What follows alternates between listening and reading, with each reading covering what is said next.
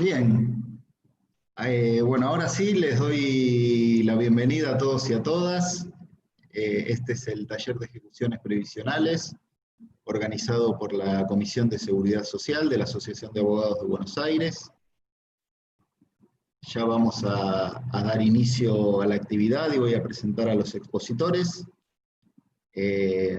Antes que nada, quiero aprovechar la oportunidad para contarles que nuestra comisión, que está formada por más de 350 colegas de todo el país, especialistas en la materia, funciona desde hace más de 30 años en el ámbito de la asociación y que nos reunimos todos los jueves de 19:30 a 21.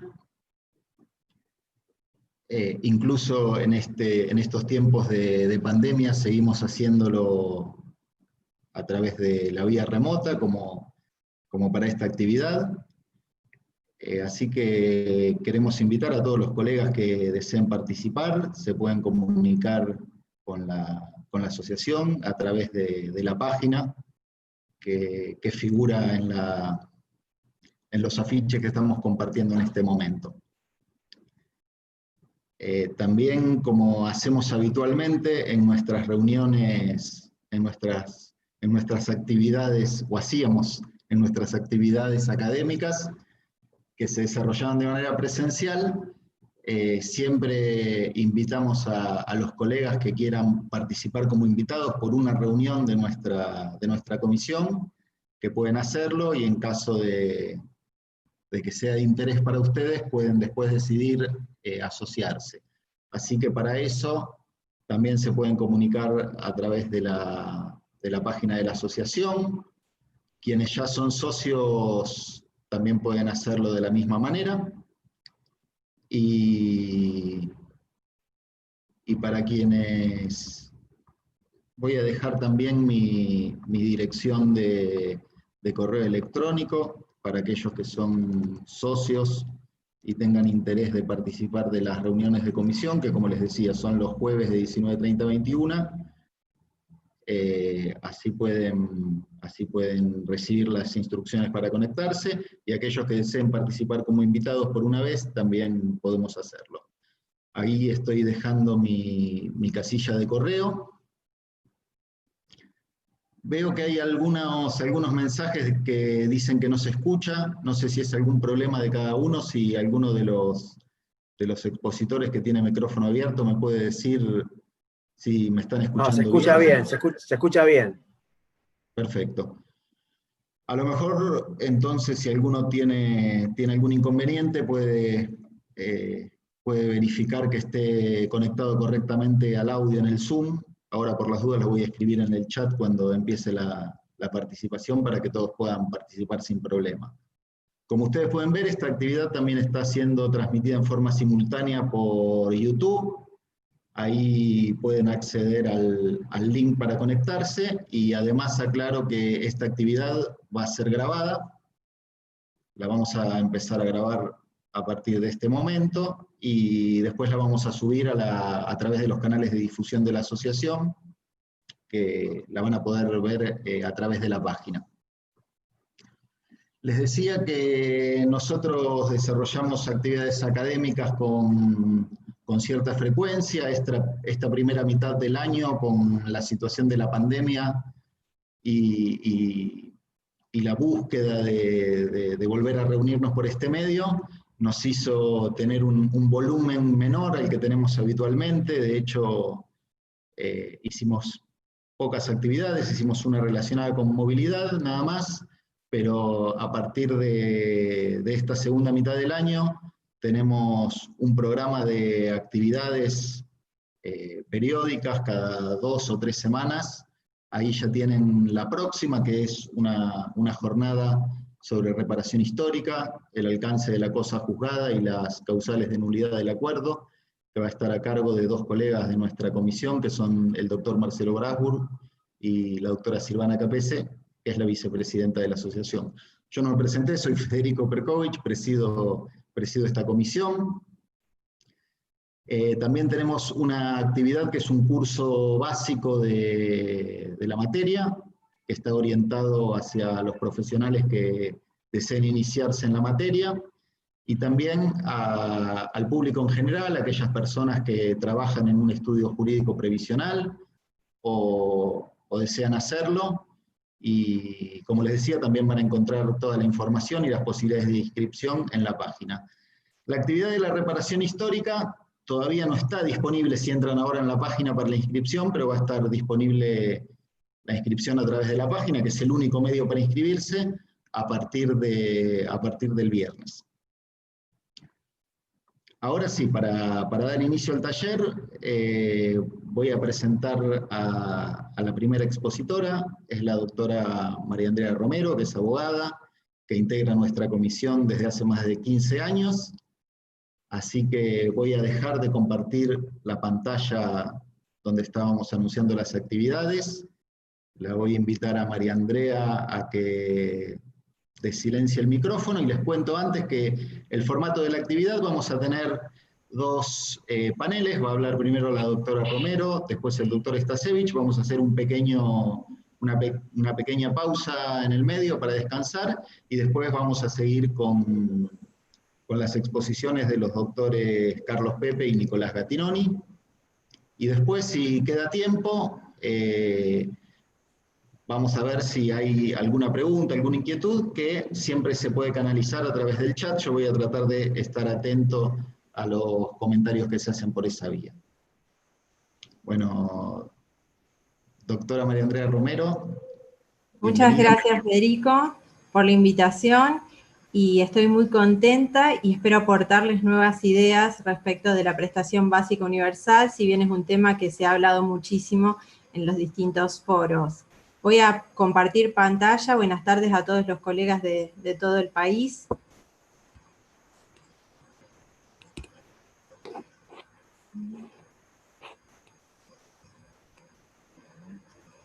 ¿Estoy habilitada, Federico, para compartir pantalla? Sí. Porque no me...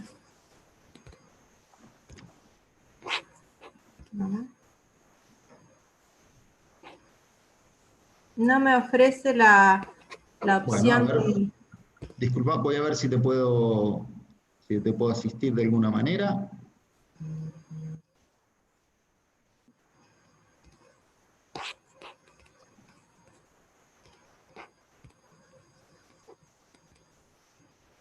Allí sí, ahí lo ofrece. ¿Sí? Sí. Bien, perfecto. Perfecto. Como verán, puse muchos números de fondo, usé bastante la calculadora, no es científica, es una simple calculadora Casio, pero la verdad que toda esta problemática de las ejecuciones nos lleva a hacer muchos números para tener un resultado efectivo y positivo al momento de ejecutar.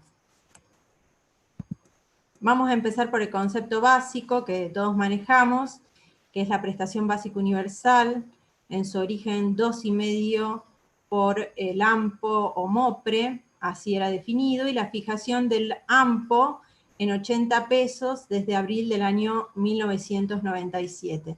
Es decir, una prestación básica universal que abril de 1997 es de 200 pesos y en el mes de febrero de 2009 es de 200 pesos. Si bien corresponde hacer la aclaración que la ley 26.417 la fija en 326, si nosotros tomamos un recibo de un cliente, recién el cambio lo vemos a partir del mes de marzo del año 2009. Es decir, que el problema que tenemos es 12 años sin ajustar esta prestación básica universal, que en realidad podríamos decir es el mismo valor, pero no es el mismo valor porque hay una pérdida del valor real por inflación. Como les decía, si bien se aplicaron estos aumentos a partir de septiembre del año 2004 como suplemento por movilidad, resultan ser insuficientes y lo voy a probar seguidamente. En este periodo que grafico se encuentra el periodo Badaro, año 2002 hasta el año 2006. Vemos en 3 colores, en celeste Lisbik, en rojo el caso Badaro, la aplicación del caso Badaro, y en verde la PBU oficial. En este gráfico se ve la PBU inicial. ¿Cuánto me correspondía al momento si me jubilaba en mayo del 2002? ¿Qué PBU inicial iba a obtener? Vemos que realmente la prestación básica universal oficial está planchada respecto de la prestación básica universal con Badaro, que va haciendo estos escalones por las variaciones anuales, y respecto de la prestación básica universal con ISBIC. Si hacemos el mismo gráfico, pero ya con el periodo post-Badaro, llegando hasta el año 2009, un poquitito me extendí por encima de la vigencia de la 26.417, vamos viendo que esta diferencia cada vez se acentúa más. Es decir, que si yo me he jubilado vamos a poner una fecha X, junio del 2008, voy a tener una prestación básica universal muy inferior respecto de la prestación básica universal badarizada o con el IF recalculada con un índice ISBIC. Yendo a los números, haciendo simplemente los números, yo hice las columnas para ver bien en números y vemos, voy a correr el que nos vea a todos nosotros, la confiscatoriedad de la prestación básica universal, la oficial es de 360,10 en marzo del 2009. Y la misma prestación recalculada con Badaro me da 618,80. Recalculada con el IF, es decir, con el ISBIC, me da 1.195,94. Es decir, que la confiscatoriedad en marzo del 2009 es del 69% y del 328% en el caso que la comparemos con el índice de el IF. La prestación básica universal tenemos como todos los casos de reajustes, dos temáticas que son las ejes. Por un lado podríamos hablar, lo puse así planteado porque voy a continuar con la actualización del haber inicial, pero hablamos primero de la actualización inicial y la movilidad. La movilidad de la PBU fue resuelta en el fallo Taborda José María del Socorro, en el año 2013, en el cual la Corte dispuso que para la movilidad de la prestación básica universal correspondía la aplicación de Badaro. Claro que esto sería aplicable en el caso que la fecha de adquisición fuera anterior al año 2006. Y respecto de la actualización, se expidió en el fallo Quiroga, Carlos Alberto, el 11 de noviembre del 2014. En este fallo, la Corte reconoce que la prestación básica universal tiene carácter salarial general, refutando el argumento que traía la demandada respecto de que el componente del haber jubilatorio estaba desvinculado de la evolución de la generalidad de los salarios. Esto la Corte lo refuta con dos argumentos que son, en primer lugar, que en la redacción original se contemplaba la variación salarial general del haber medio, y también desde la ley 26.417 porque utiliza una fórmula integrada por variaciones salariales. Pero nos da tres pautas que son diferidas a la etapa de ejecución, o dos pautas, vamos a decir, diferidas a la etapa de ejecución, que son la prueba de la confiscatoriedad del 15%, remitiéndose al fallo Tudor. Yo me cuestioné si este 15% no podría ser un 10%, volviendo sobre el artículo 53 de la ley 18.037, pero el considerando 10 de Tudor, en números remite, como cita a veces la Corte Suprema los fallos, remite a actis caporales, con lo cual creo que no hay dudas que la confiscatoriedad en estos casos es del 15%. Y la pauta comparativa es el total del haber jubilatorio. Entonces acá se me plantean tres problemas. El primer problema es qué índice utilizo para actualizar la prestación básica universal.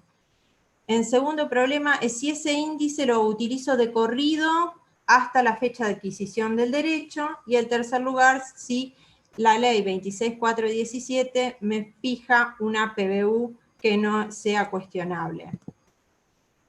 Con los criterios jurisprudenciales, yendo sobre el índice, tenemos dos índices, que serían el ISBIC y el índice de salarios del INDEC.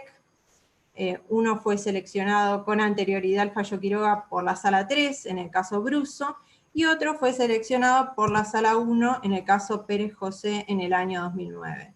Por debajo coloqué el RIPTE y lo taché en virtud de lo resuelto el 18 de diciembre del 2018 por la Corte Suprema en el fallo Blanco. Bueno, habiendo descartado el índice RIPTE, hice otra proyección diferente, que es la que a mi criterio resulta ser más interesante. ¿Por qué? Porque compara el haber reajustado a hoy. Es decir, si yo me jubilé en mayo, en junio, ¿qué prestación básica universal voy a tener? Bueno, por la última resolución de ANSES, la resolución 167, la prestación básica universal es 7.215,18. Cuando me haya jubilado, la prestación básica universal son 7.215,18.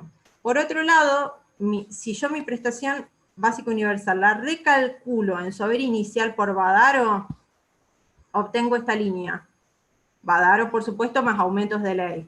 Esta línea me da 12.262. Creo que con 80 no llego a verlo porque estamos nosotros proyectados por debajo.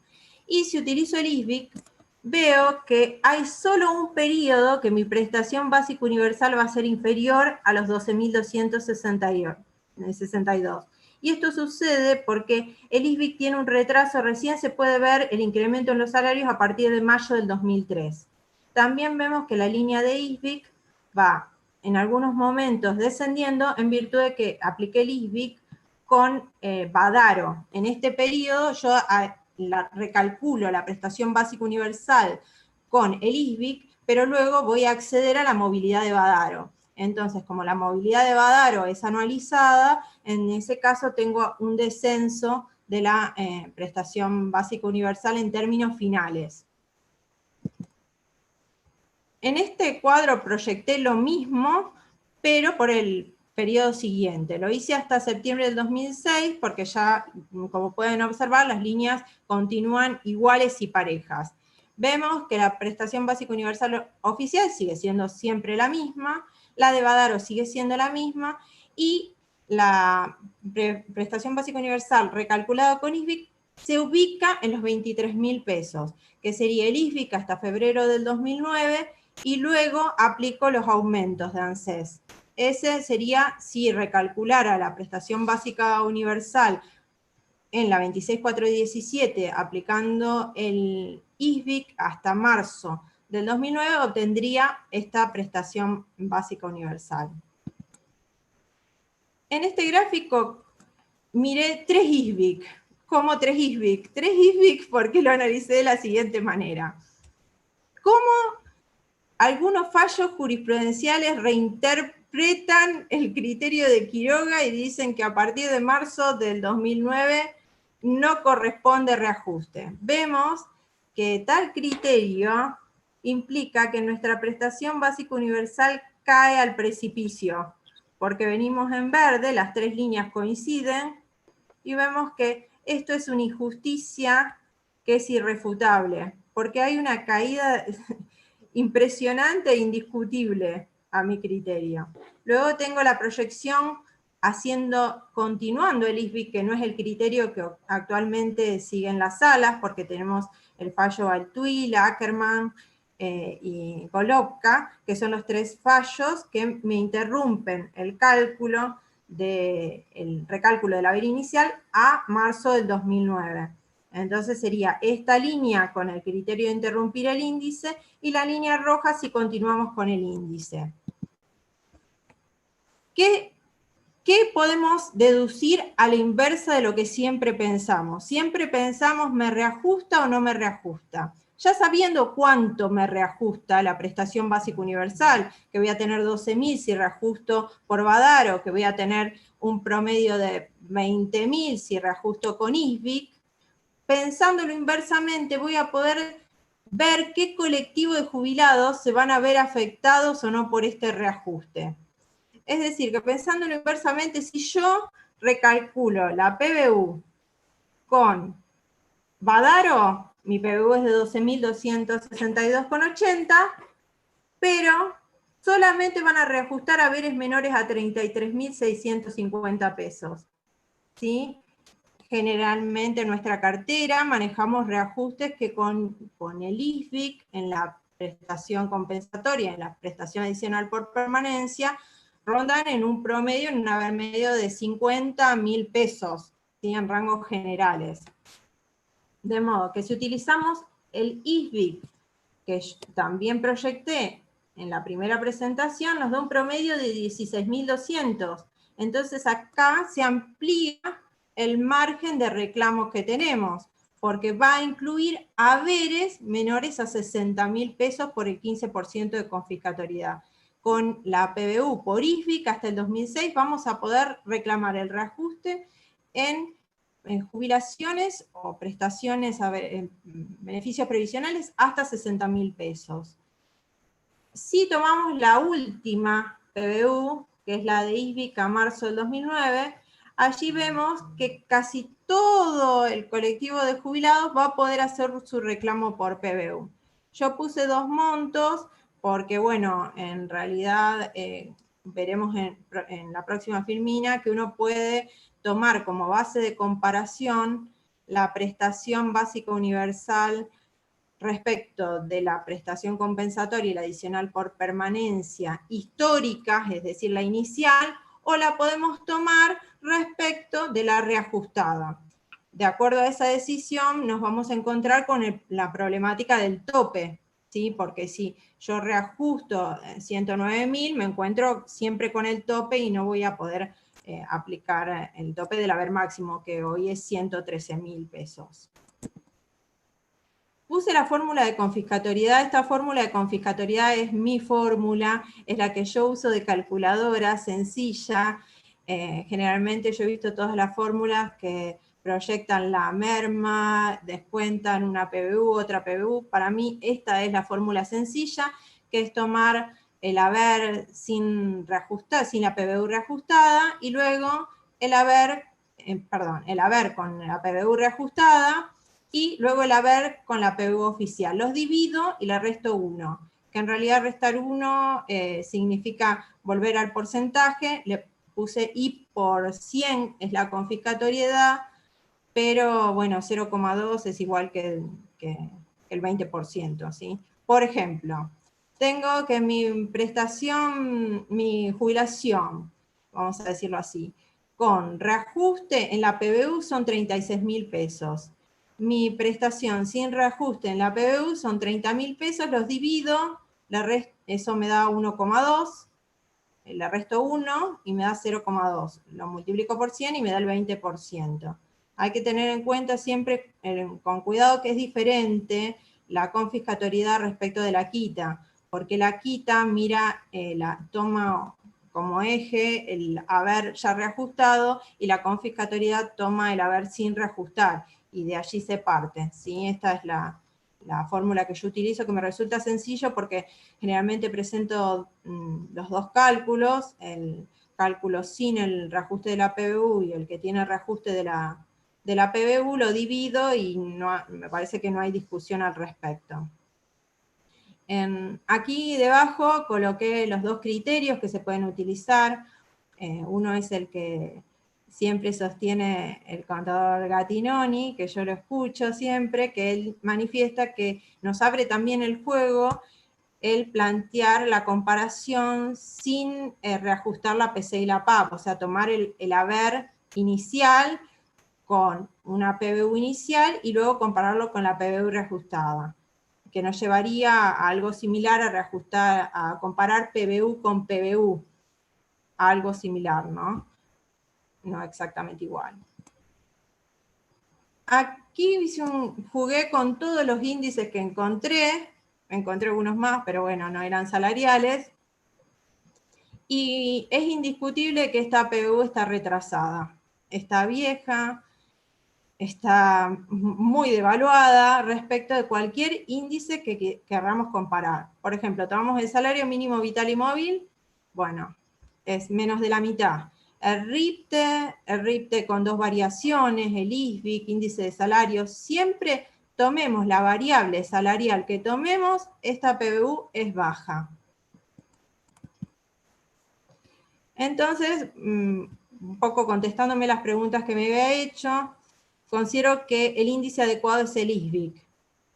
Bueno, hemos leído muchas sentencias que nos dicen que el índice adecuado es el ISBIC, porque es el mismo por el criterio de la armonía o de la unicidad de la prestación, que es el mismo que se utiliza para reajustar la prestación compensatoria, es el mismo que se utiliza en el IF, es el índice de la 24241. Esto es cierto, pero quise agregar algunas razones más. La primera razón son los cálculos que hice de inicio, que Quiroga no se torne una ilusión óptica, porque si aplicamos un reajuste bajo en la PBU, no nos va a reajustar ninguna de las jubilaciones que tenemos en ejecución, ¿no? De los beneficios que estamos ejecutando. Entonces, para que no se torne ilusorio, tenemos que utilizar un índice adecuado. En segundo lugar, el espíritu. Este es un cálculo complejo, pero en el cual quise demostrar que la utilización del ISBIC no es injusto porque respeta el origen. Todos sabemos que el AMPO se calculaba como un 11% del haber medio. Entonces yo saqué el cálculo tomando la última publicación de abril del 2020, el salario medio hoy es de 75.800 pesos. Bueno, tomando esos 75.800 pesos, saco un AMPO hoy, hago una ficción, imagino, juego, y me da 8.337,78. Lo multiplico y hago una PBU. Esa PBU me da 20.844,45. Si yo respeto el origen, la génesis de la prestación básica universal, tal como fuera concebida en primer momento por el legislador, me da un valor muy similar a la PBU promedio desde el 2002 al 2016 aplicando ISBIC.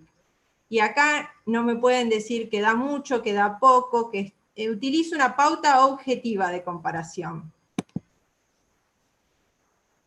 Este último cuadro plantea un poquitito la cuestión que yo llamo la armonía, por decirlo así,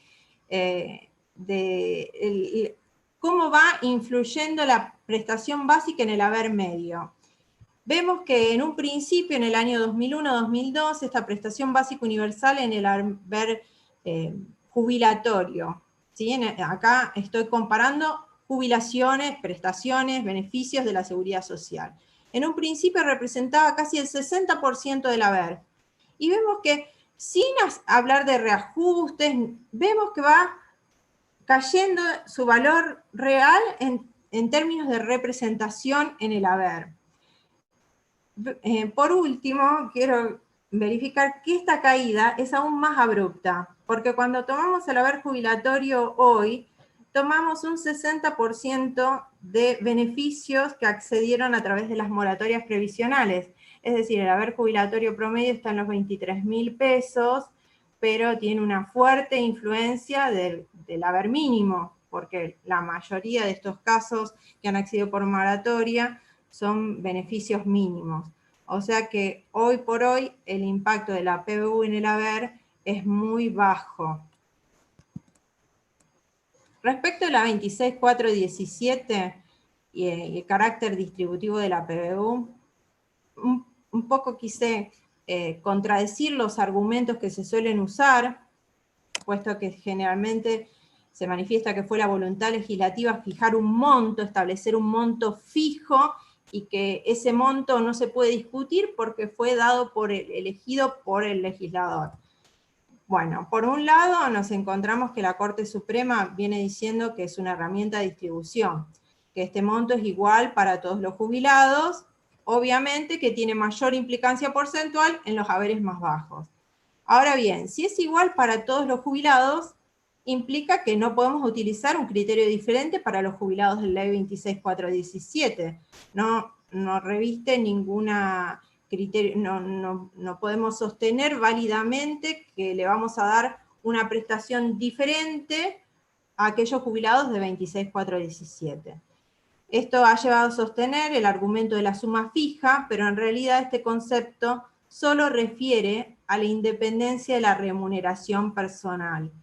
Cuando se habla de suma fija, no es una suma, de por sí, lingüísticamente no es una suma fija porque ha variado con los aumentos, pero independientemente de ello, cuando se habla de suma fija es una suma que nos viene dada. No, lo que se refiere con suma fija es que es independiente de la remuneración que yo he tenido. Yo he tenido una remuneración alta, una remuneración media, una remuneración baja, siempre me va a corresponder la misma PBU. Pero eso no significa que no tenga relación con los incrementos salariales generales. Y también el fallo blanco creo que nos viene a dar argumentos para el reajuste de la PBU con posterioridad a marzo del 2009. Este cuadro, que es un poco excesivo, quise mostrar los criterios jurisprudenciales del Foro de la Seguridad Social. Obviamente que es un juego de combinaciones, porque en todos los casos ANSES apela y tenemos sentencia de primera instancia y sentencia de Cámara. Hay que mirar minuciosamente cada una de las sentencias. Podríamos decir que son 30 las combinaciones porque son 10 juzgados y 3 salas, pero esto no es cierto, porque los juzgados han cambiado de titulares y no solamente han cambiado de jueces titulares, sino que también los mismos jueces han cambiado sus criterios a lo largo de los años, con lo cual cada una de las sentencias va a haber que mirarlas minuciosamente, verificar qué criterio se ha aplicado, qué criterio se aplica en la actualidad al momento de ejecutar. También este cuadro nos genera una sensación, por así decirlo, de incertidumbre, en el sentido de que no tenemos un criterio unificado. Entonces, llego a mi conclusión. En los últimos años he visto que la tendencia de la Corte se asemeja muchísimo a los criterios anglosajones.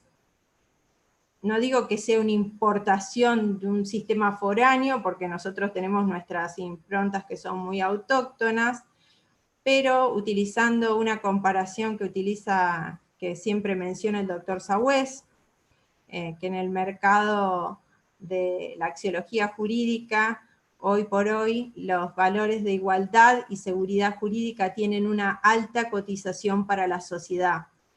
Cuando una persona demanda, quiere obtener una sentencia igual respecto de aquel otro que hizo semejante demanda.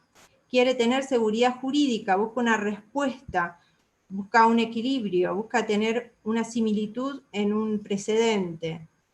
Y podríamos decir, pero nos estamos olvidando con estos dos valores que demanda la sociedad de la justicia, que es el valor madre del derecho. Sin embargo, cada juez, al momento de aplicar estas sentencias, en las cuales la Corte selecciona un caso, lo hemos visto a lo largo de estos 2 o 3 años, selecciona un caso, ya sabemos con anticipación en qué fecha va a resolver.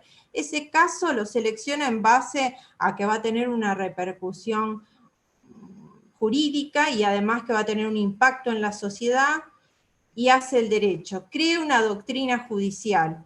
No solamente que la crea, sino que la establece como obligatoria a los juzgados de instancias inferiores.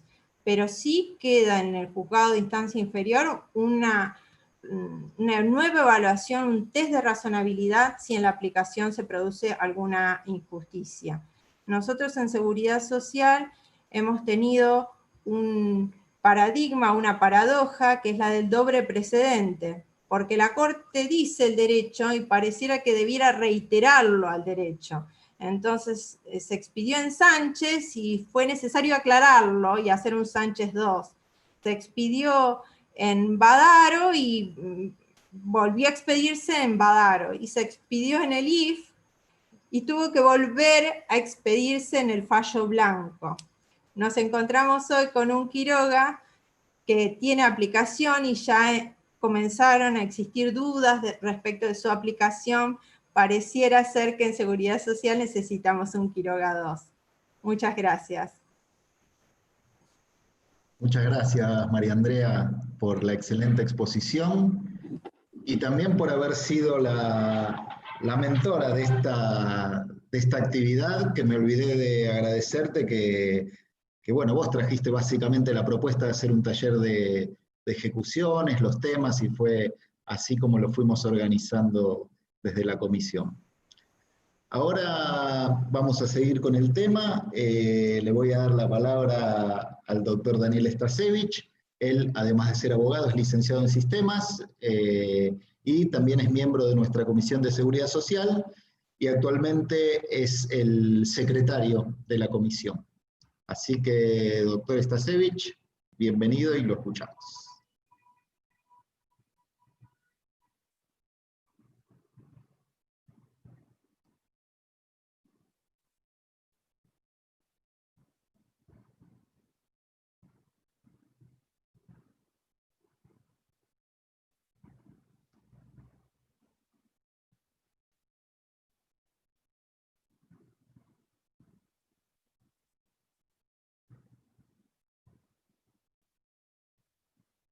Daniel, está sin habilitar el micrófono.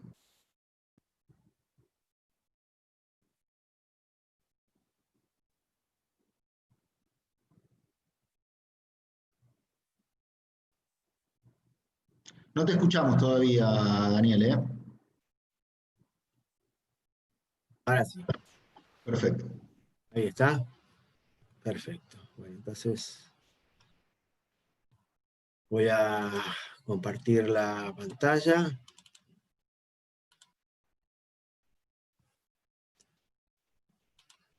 Bueno, ahí está. Bueno, creo que me escuchan, ¿no? ¿Bien? Sí, perfectamente. Bueno, en principio quiero sacar esta pantalla de acá. Ahí está. Bueno, voy a hablar un poco del fallo Villanustre. Esto es muy divertido, así que les pido por favor que no se duerman porque lo que viene después es mucho mejor que esto. Y por supuesto, no traje tantos cálculos como Andrea, pero algunos gráficos traje para explicar qué le ocurre con Villanustre. Pero no es tan simple hacer cálculos en Villanustre debido a que cada caso es un caso en particular.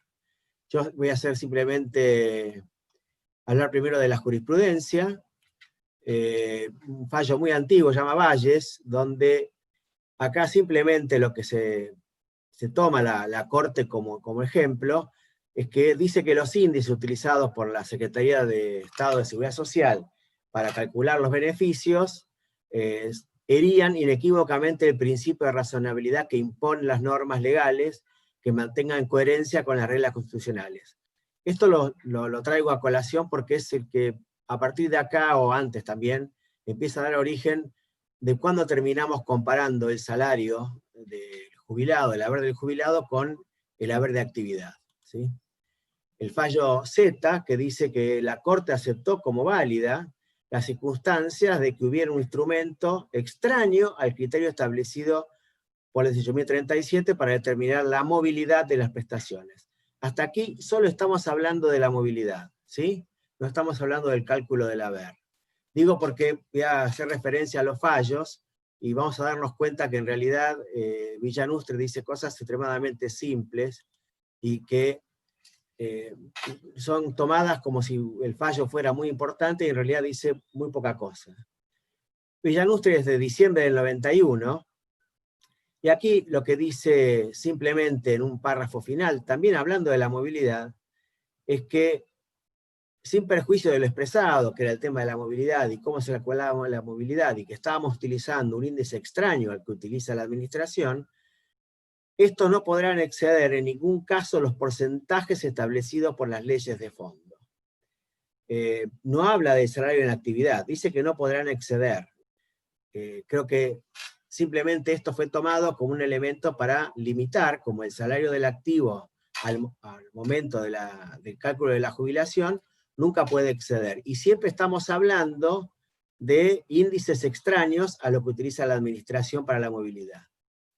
El fallo Chocobar, quiero colocar esto no lo voy a leer porque sería ridículo. El fallo Chocobar, donde habla de la movilidad, por eso lo puse acá en la primera parte del considerando 48, porque es el que termina, acá calcula la movilidad que nos va a dar, ¿no? Directamente fue un desastre este fallo. Y el final del párrafo, en el considerando 48, es donde por primera vez dice que nunca podrán exceder los porcentajes establecidos por las leyes de fondo, porque se refería básicamente a Villanustre, límite que para el caso impide todo reconocimiento de un monto mensual del beneficio que supere las proporciones fijadas por el artículo 49 de la de actividad.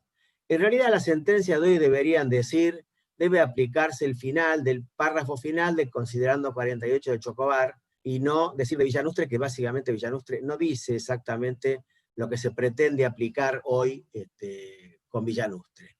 Si voy muy rápido o muy lento, me avisan, ¿sí?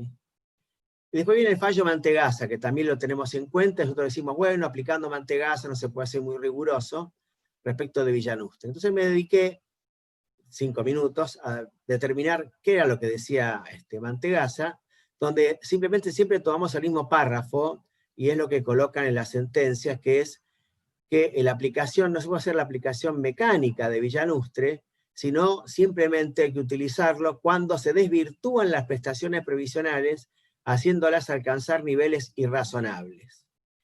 Pero yo me fui al fondo del fallo Mantegazza y a ver qué era Mantegazza. Y Mantegazza tiene otros problemas. Antes de llegar a este fallo, había varios problemas en las liquidaciones que hacía la demandada. Primero es que en este fallo sí se tiene en cuenta el cálculo del haber de sentencia y la movilidad. Recordemos que hasta ahora, hasta Villanustre o hasta Chocobar, estábamos hablando simplemente de la movilidad, y ahora estamos hablando del haber de sentencia y la movilidad. Primero que la administración, en lugar de utilizar el 82% como correspondía, aplicó el 70%. Después omitió la movilidad de Chocobar. Y después, como si fuera poco, en lugar de tomar el haber del activo a la fecha de cese de septiembre del 91, comparó el haber de sentencia con el de diciembre del 90. O sea, en Mantegazza se están corrigiendo una gran cantidad de errores en lo que pretende la administración, con lo cual lo que le está diciendo, mire, no aplique mecánicamente Villanustre, sino tómelo en cuenta directamente cuando esté calculado correctamente, o podemos entender de que si da el 82, o da el 83, o da el 71, no tendríamos que ser tan estrictos. O sea que esto hay que interpretarlo todavía.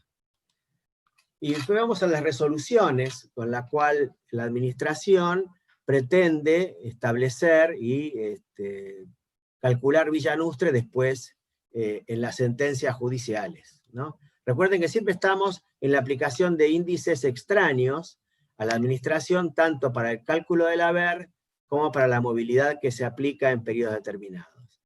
En esta resolución 23 del 2004, lo que dice que solo se van a aplicar Villanustre en los casos que superan 3.100. Y después dice que la parte interesada podrá aportar elementos de juicio necesarios para ello, ¿no?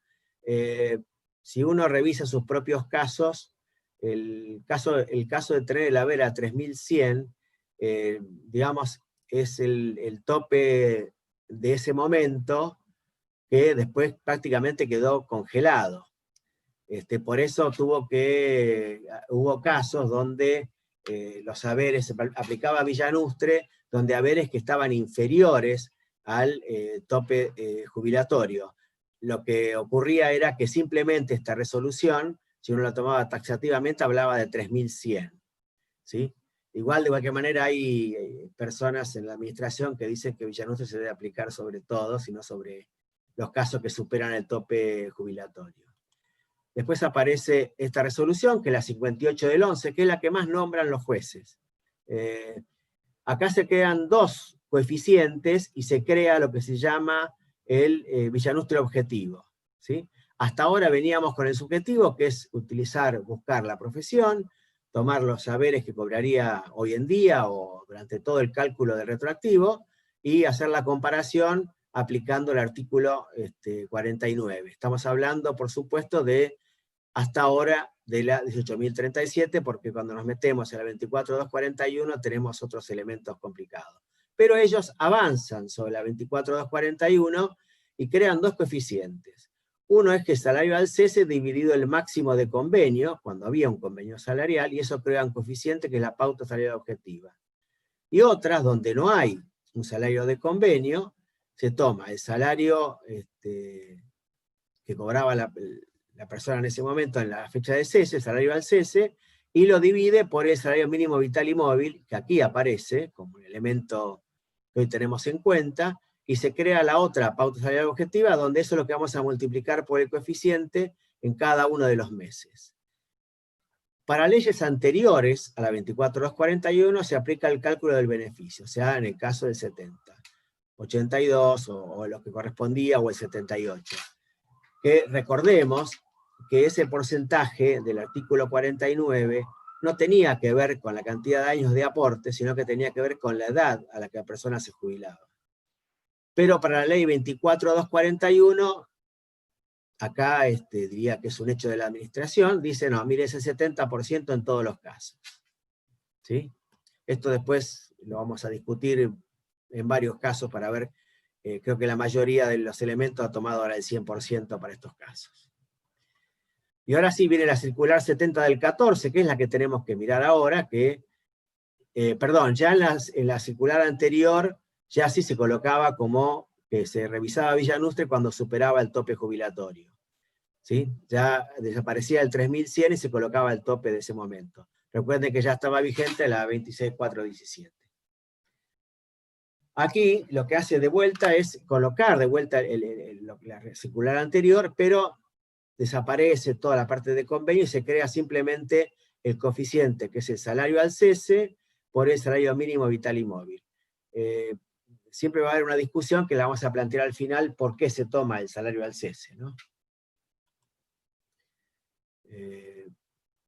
Acá está dicho, digamos, la pauta salarial objetiva, se toma mensual, se multiplica por el coeficiente mes a mes, y se va calculando cuál es el haber que le corresponde, y se compara con el haber reclamado. Después lo vamos a ver en una pequeña hojita hecha por Bluecore para ver cómo lo tomábamos y cómo tomamos este valor.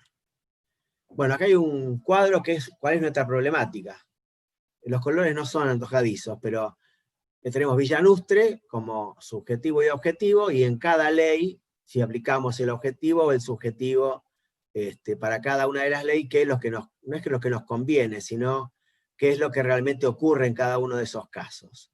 Hay uno que ven completamente rojo, otro que van de verde a amarillo, pero bueno, eso al final voy a extender estos colores, pero tomen en cuenta que siempre, siempre, el Villanustre van a tener que hacer un cálculo ustedes para ver en qué condiciones está la persona, porque estas condiciones varían no año a año, sino que varían mes a mes. ¿Sí? Acá tengo los elementos que desvirtúan la aplicación de Villanustre subjetivo para el 18.037, ¿no? Los cargos ya no existen, se toman denominaciones similares, ¿no? Esto es lo que hace la administración. Valores actualizados por la empresa según estadísticas internas, esto ocurre mucho en las empresas del Estado. Salarios de convenio desvirtuados por la importancia que tenía la actividad al momento del cese, ¿no? Yo siempre me pongo el mismo ejemplo de cuál era el salario de convenio de un operador telefónico en la década del 80 o de los principios de los 90, y hoy no existe. El operador telefónico, si existe, no tiene nada que ver con lo que hacía un operador telefónico, supongamos que era un operador internacional que tenía que saber idiomas o todo lo demás, ¿no?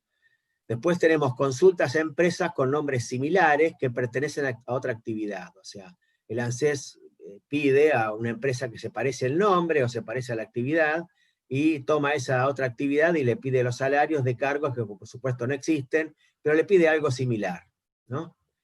Y después tenemos el problema con los gremios, que no publican ni informan los saberes de convenio, y solo publican en sus páginas, sin históricos, los porcentajes de aumento para cada categoría y los adicionales.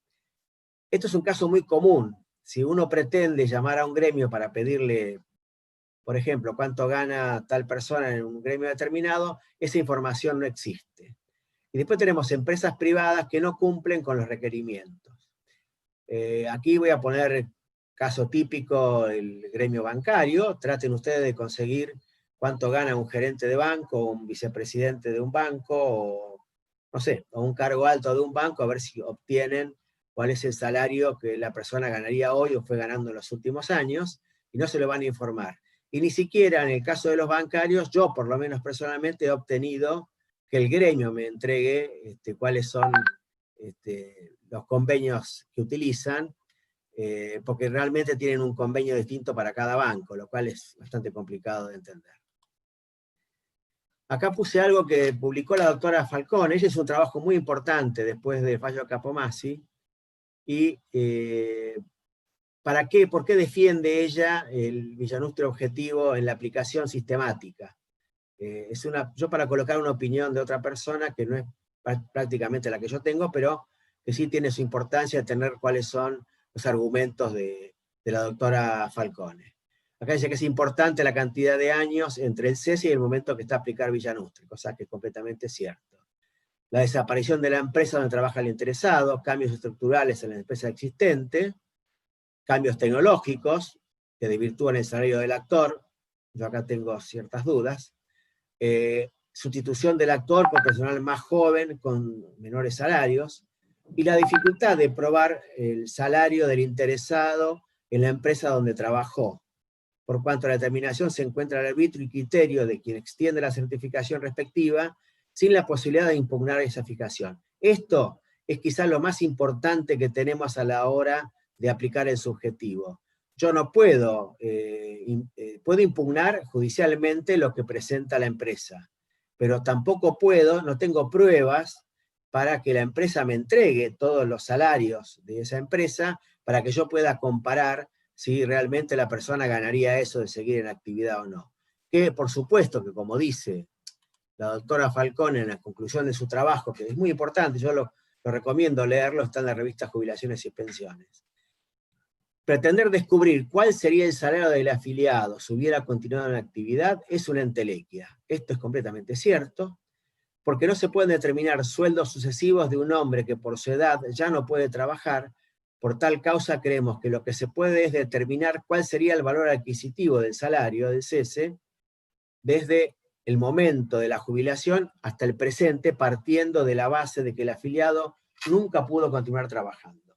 Acá esto es completamente cierto, lo que me parece difícil es cuál sería el valor adquisitivo, ¿no? Porque lo que podemos tener en cuenta en gráficos que uno puede tener respecto histórico, el salario mínimo vital y móvil no es básicamente un elemento que ha permanecido estable durante todo el tiempo. De hecho, hoy en día tenemos, creo que el salario mínimo vital y móvil fijado, no sé si en octubre o en diciembre del año pasado, y estamos a mitad de año, ¿no? Bueno, acá hice unos números, no es para competir con la doctora anterior, pero unos gráficos simples para ver cómo se mueven, a través de qué coeficiente de salarios mínimos vital y móvil. Tienen algunos números que utilizamos permanentemente en la actividad nuestra. Lo que tienen ahí en azul son los salarios medios. Hay que tener en cuenta que esto es bastante parcial. Las estadísticas de salarios medios, por supuesto, que están tomadas del Ministerio de Trabajo, pero tenemos algunos problemas respecto de cierta veracidad o movilidad respecto de estos salarios. Lo que está en rojo es la jubilación máxima, cómo sería medida la jubilación máxima en esa época, tomada con salarios mínimos, ¿no? Fíjense que se va de 20 a, por ejemplo, a 9 o 10 o 8 en menos de un año, y hay un problema que hay que entender, que si uno toma los salarios medios, por ejemplo, del año 90, ahí ven un pico, ese pico está tomado porque yo tomé diciembre de ese año. Si yo hubiera puesto ese pico en julio o en agosto o en junio del año 90, ese pico se escaparía del gráfico y terminaría con 130 o 140 haberes mínimos. ¿Se imaginan lo que es eso? Multiplíquelo por 16.875 hoy y se van a dar cuenta que es un número completamente exorbitante y que la persona que tuvo el cese en esa época jamás va a ser alcanzado por el Villanustre objetivo en ninguna de sus fases. Después también coloqué lo que significa la jubilación máxima de la 2441 y un elemento interesante que es el tope de aportes respecto de lo que significa cantidad de salarios mínimos vitales y móviles. Acá el problema grave, que por supuesto está presentado varias veces por la doctora Elsa Rodríguez Romero, es que se mantuvo constante esos topes y aumentó el salario mínimo vital y móvil, no es que decayó el tema. Por eso hay que tener en cuenta que esto es un coeficiente, no es un valor en sí mismo. Llevando esos valores, algunos de ellos, a valores de hoy, tomando el salario mínimo vital y móvil como 6.875, acá vemos qué significa esto en importes. Por ejemplo, un aporte de tope del año 2000, hoy serían 400.000, el valor que teníamos que comparar, para pasar a 2007 a compararlo sobre 100.000. Y llegar ahora a un valor de cerca de los 150.000 o 155.000 o por ese estilo. Pero fíjense los salarios medios, ¿no? Que pasan del 87 al 90, de 50.000 a 160.000. O sea, acá lo que nos estamos dando cuenta es que la aplicación del índice salario mínimo vital y móvil depende de cuándo decidió retirarse. Y es una pregunta constante que tenemos de nuestros clientes, que nos dicen, ¿por qué si yo me jubilé, tenía el mismo cargo que tal persona, trabajábamos de lo mismo y ganamos distinto, y cuando hicimos el juicio pasamos también a ganar distinto, y se habían jubilado solamente con 1 año de diferencia, o peor, con 6 meses de diferencia, y entonces el Villanustre objetivo terminó en un caso bajando su haber, o en otro caso eliminando el Villanustre. Acá elementos a tener en cuenta para el Villanustre objetivo es el salario mínimo vital y móvil nunca tuvo el mismo poder adquisitivo, y la suerte, como dije recién, la suerte del beneficiario puede cambiar según la fecha de cese. No sé si me tengo que apurar o no, pero voy hablando de estos temas. Villanustre objetivo, ¿qué significa Villanustre aplicado a la 1037? O sea, declara la inconstitucionalidad del 55, se encuentra un nuevo tope con gran dificultad de prueba. Se traslada al beneficiario el trabajo de demostrar que le asiste derecho a superar el tope salarial, y es de difícil reconocimiento por la administración. El Villanustre objetivo, en la mayoría de los casos, es la mejor opción, pero repito, hay que calcularlo y hay que tenerlo en cuenta según la fecha de cese. La administración solo reconoce cuando no supera el tope legal. Esto es, nos hemos encontrado con liquidaciones disminuidas en el tope legal por la aplicación del Villanustre objetivo, nunca nos hemos encontrado que sistemáticamente paguen porque aplican el objetivo y dio más que el tope legal. Sí, lo obtuvimos en ejecuciones, pero no en el caso directamente de la administración. Si la aplicación del objetivo disminuye el haber por debajo del tope legal beneficiario, se ve perjudicado. Esto es completamente cierto. Si da menos del tope, por ejemplo, no es que le pagan el tope máximo de haber, que es lo que le correspondía por la movilidad, sino que le pagan lo que implica el objetivo, que es menos que el tope. Ahora acá tenemos el fallo Oleiro del juzgado 8, que para mí es quizás lo mejor que se ha dicho respecto del objetivo, que coloca ciertos límites y que es lo que tenemos que entender hacia el futuro. Acá se toma, para justificar la aplicación del objetivo, que el haber percibido por el actor al cese de la actividad y el haber reajustado conforme a las pautas contienen las sentencias, no es superado por aquella. ¿Qué significa? Si el haber que tomo para calcular Villanustre, que es al cese, me da más haberes mínimos que lo que haberes mínimos que me da el haber reajustado, entonces sí puedo aplicarlo para utilizar el Villanustre objetivo, porque si no, lo que estaría haciendo es desvirtuando toda la sentencia que dice cómo calcular el haber de sentencia. Acá, por supuesto, pide que se aplique la circular 58, que en realidad es la 70 del 14. Lo raro también de este fallo es que se pidió salarios a 3 empresas en las cuales había trabajado. Para que tengan en cuenta, esta persona era una locutora de Radio Rivadavia, si no tengo entendido, que había trabajado en Radio Rivadavia en la época de oro de Radio Rivadavia, y por supuesto que los salarios eran completamente distintos. Lo que también descubrieron con estas 3 empresas, cosa que a nosotros a veces nos dicen, traiga salario de 3 empresas y los comparamos. Como esos salarios, evidentemente el desvío era muy grande de cada uno de ellos, cosa que es completamente cierto. Si una persona locutora trabajó en 3 radios, vaya a saber la suerte que corrieron esas radios para pagar salarios o no a determinados locutores. Lo que habían que entender es cuánto gana una locutora o un locutor de una radio de primera línea en este momento, cosa que tampoco se hace. Y confirma la problemática de la categoría de la empresa al cese, que esto tampoco, esto sí lo teníamos, no tiene expresado la doctora Falcone, pero sí hay que tener en cuenta y que está expresado aquí. No es lo mismo una empresa hace 30 años que ahora, o hace 20 años que ahora, sobre todo en los pagos de salarios. El caso Oleiro a mí me parece importante y es novedoso porque para justificar la aplicación de Villanostre Objetivo compara la cantidad de salarios mínimos y tal y novi con el haber de la sentencia, ¿sí? Como da menos, se aplica. Lo que significa que Villanustre no es un tope al haber de sentencia, y que Villanustre es un límite a la movilidad. Tengamos en cuenta que cuando hablábamos de Mantegazza sí se tomaba en cuenta el salario. Y a la inversa de esto, podíamos impugnar Villanustre Objetivo cuando el haber de la sentencia ya se ve disminuido, desde el punto inicial, respecto del haber de sentencia con respecto al haber de cese. En estos casos, según mi opinión, esto no va a ser aceptado por nadie, lo que se debería aplicar es la cantidad de haberes mínimos que tiene el haber de sentencia. Pero bueno, esto es una cuestión mía porque así simplemente se podría controlar la movilidad hacia adelante.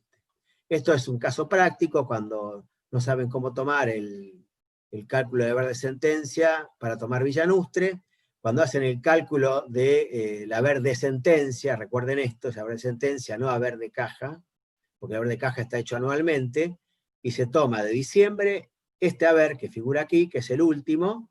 Fíjense que nosotros teníamos un anual de 61 millones y 8 millones, por eso estamos hablando de australes, es lo que se coloca. Tengan cuidado porque muchas veces se confunde y la gente coloca la remuneración actualizada y no la remuneración que corresponde, que es la desagregada que percibió supuestamente ese mes. Digo supuestamente porque no hay prueba de ello. Acá está la pantalla de Bluecorp donde se colocan los elementos para hacer el cálculo. Se ingresa, por supuesto, que se aplica Villanustre, se ingresa el salario, se aplica la resolución 70 del 14, se coloca el mes y el monto que va a dar. Y después van a ver una cuestión que es simple para tener en cuenta cuando hacen el cálculo, que aquí se toma el valor que pusimos nosotros, pero este número, que es 11,93, son la cantidad de haberes mínimos que tenía el beneficiario a diciembre del 90. No va a ser el cese, pero generalmente los jueces aceptan que si no tenemos el haber al cese, que es 2 o 3 meses después, sí lo podemos tomar como un elemento importante. Esto es un valor interesante, pues la del diciembre del 90, que es de 11, que ya vimos que en el año 90 esto puede, 90 y 91 puede pasar cualquier cosa, y aquí está el haber mínimo de esa época. Y aquí van a ver cómo se calcula. Este es el haber que propone Villanustre, que nos da, esta es la cantidad de haberes mínimos. Acá aplicamos el 70%, que es del artículo 49, nos da menos que lo que reclamamos, por lo cual toma la diferencia de lo que reclamamos, porque Villanustre acá, el objetivo, no ofrece ninguna dificultad para calcularlo. Vamos a la problemática de la 24.241, así lo sigo aburriendo. Creo que se fueron muchos, lo lamento, espero que el doctor Gattinoni los levante un poquito. García Abel, de la sala 3, dice que no se puede utilizar el Villanustre para 24.241 porque el sueldo del activo como tope para el pago de diferencias no es considerado a la hora del cálculo del haber, con lo cual, digamos, no se puede aplicar Villanustre cuando el cálculo de la sentencia no tiene absolutamente nada que ver con la 18.037. Pero para ser más claros, cuando nos dictan Benoit, acá simplemente podemos tener en cuenta cuál es el secreto para la no aplicación de Villanustre, porque dice que no resulta necesaria la existencia de un porcentual para calcular el monto del beneficio. El régimen vigente no se basa en una tasa de sustitución expresa. Y acá dice algo importante: varía según la cantidad de servicios con aportes que hubiere acreditado cada peticionario y el nivel de remuneraciones percibidas.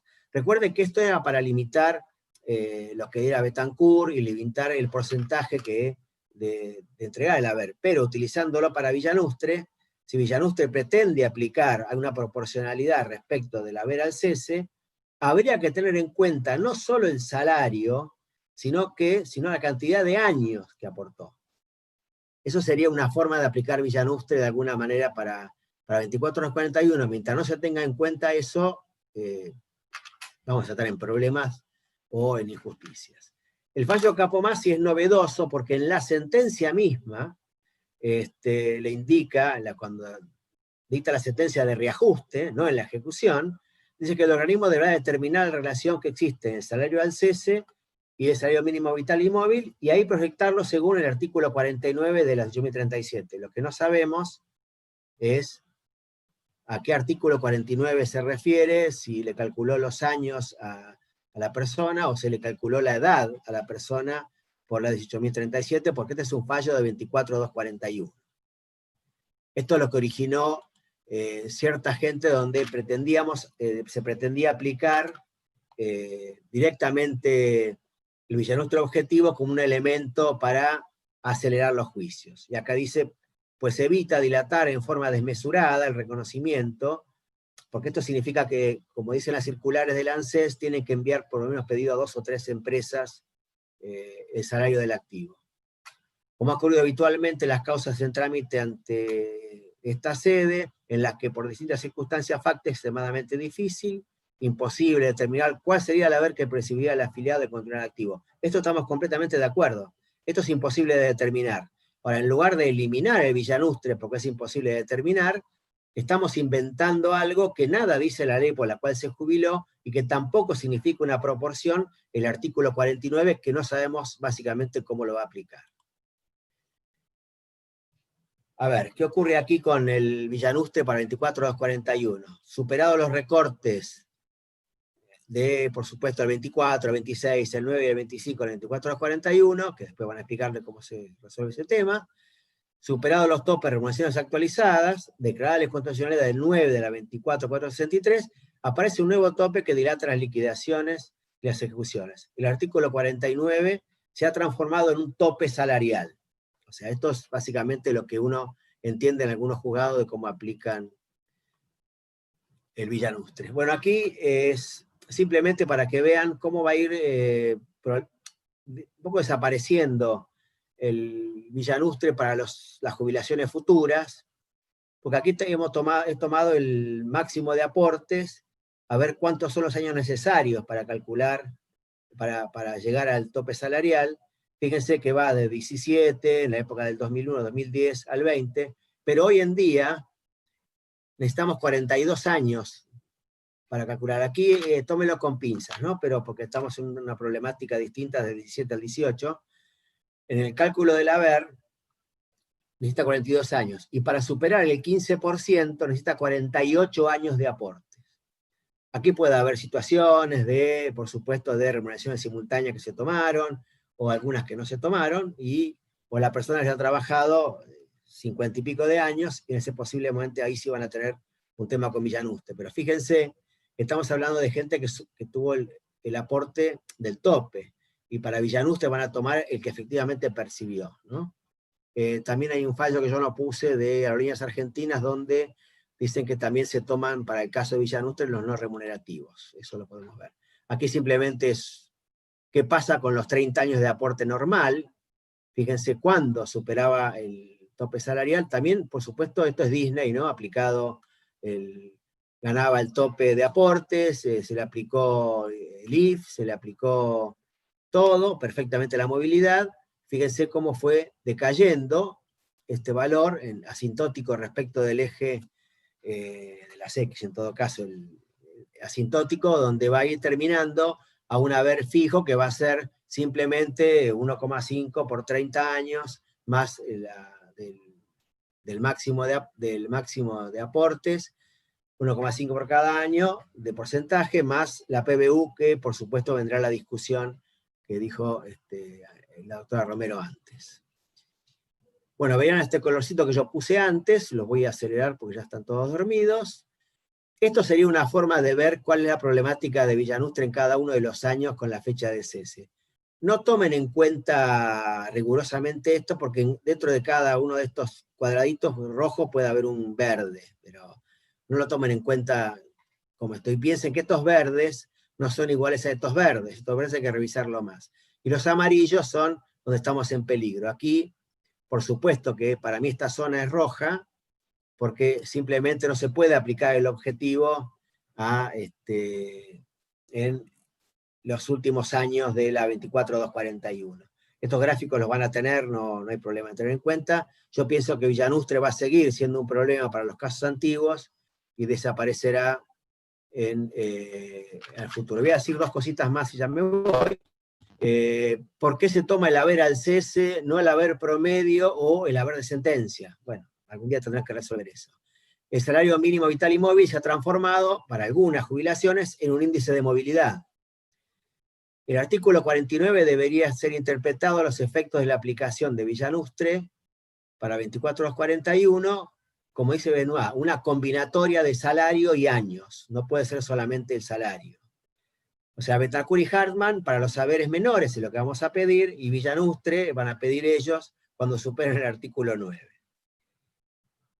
Acá la pregunta que yo me hago es si el salario mínimo vital y móvil es un elemento mucho más significativo que lo que indican Sánchez, Badaro o aumentos generales, lo que significa el índice de salarios, lo que significa el NGR, que para mí es el mejor índice hecho en la historia, y vamos a tener en cuenta que tanto Sánchez como Badaro y los aumentos de jubilatorios son mucho más estables que los salarios mínimos vital y móvil. El juzgado 6 pretende o pretendía utilizar las jubilaciones mínimas como un índice. Yo hice un cálculo, pero es bastante complejo de expresarlo. Va entre el 3 y 6 jubilaciones mínimas en casi todo el periodo que uno puede tomar de haberes medios, pero digamos que también tiene fluctuaciones completamente extrañas según cada uno de los meses. Pero si uno lo aplana la curva y lo toma a los diciembres, bueno, aparece medio con un plano, digamos, como algo que se mantiene mucho más estable que lo que vimos de los salarios mínimos vital y móvil. Bueno, aquí yo es lo último que les voy a decir, que tenemos que Villanustre, Chocobar, Sánchez, Badaro y Elif ordenan el cálculo del haber y o la movilidad con índices extraños a la normativa utilizada por la administración. A partir del 1 de enero del 2007 no se toman índices extraños para la movilidad, son índices que aplicó la administración, en el caso del 2037. Y a partir del 1 de 3 del 2009 no se toman índices para el cálculo del haber y la movilidad. Aquí hay que tener en cuenta que sí para el haber, pero no para la movilidad en el caso de anteriores al 2019. O sí, 2019 o 2018. Solo queda el máximo jubilatorio de la 55 y la 2037 para tener en cuenta. Ahora, declarar la inconstitucionalidad de estos dos artículos, ¿sobrevive Villanustre? Si se basa en eso, Villanustre, ¿no? Cuando supera el tope, porque es de la movilidad, se aplica. O debería parcializarse la aplicación solo mientras se usen índices distintos a los de la administración. Esto se me ocurrió en la cuarentena, con lo cual puede tener absolutamente ser un elemento bastante discordante con la propia realidad, ¿no? Bueno, muchas gracias y espero no ver que no se hayan quedado dormidos.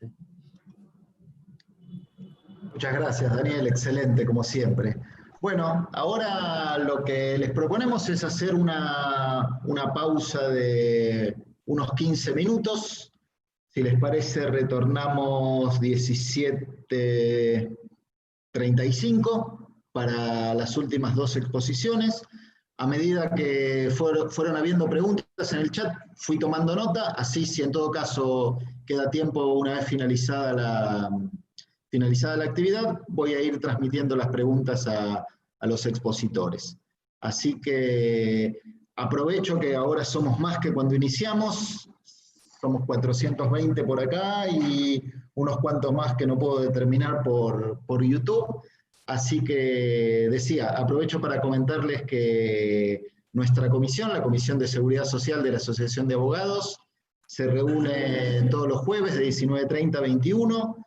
Para ser miembro de la comisión hay que ser socio de la asociación, pero nosotros siempre que hacemos este tipo de actividades académicas, cuando las hacíamos de manera presencial, las solíamos hacer los propios jueves, y a todos los que habían participado de la actividad los invitábamos a tomar parte de la reunión de comisión que se desarrollaba a continuación.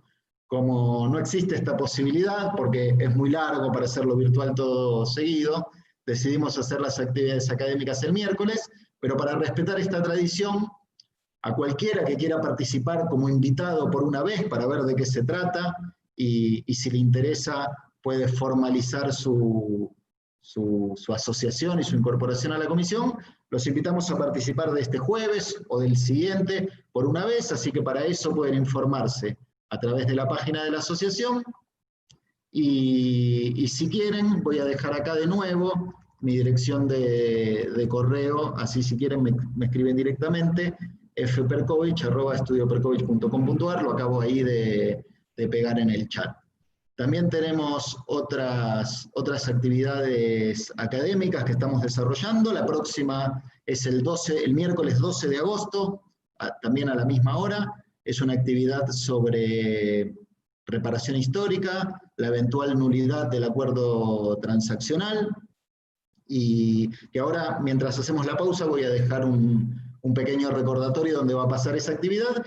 Es una actividad igual que la de hoy, no arancelada, con inscripción a través de la página de la ABAC, que todavía no está disponible porque la se acaba de formalizar, así que recién a partir del viernes van a poder estar inscribiéndose por allí.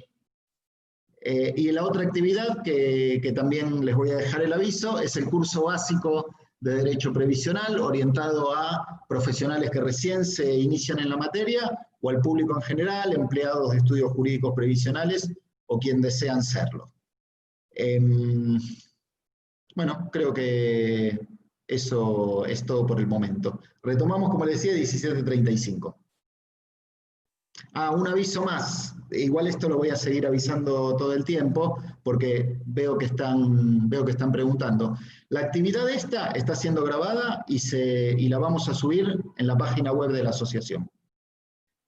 Nosotros hoy estamos utilizando un link al que ustedes pueden acceder, y veo que algunos ya lo pusieron en el chat, donde está transmitiéndose en vivo. Una vez que se corta esta actividad en vivo, ahí queda como de manera residual todo lo que pasó hoy, con este intervalo que vamos a tener ahora, con la espera previa y demás, en crudo. Así que si alguno tiene ganas de ir, repetir y repasar algo, lo puede hacer inmediatamente cuando termine esta actividad, pero lo que le recomendamos para mayor comodidad es que en unos días va a estar subido en la página de la asociación, editado, cortando los huecos, los intervalos, y con el material que fue proyectado por los expositores para descargar.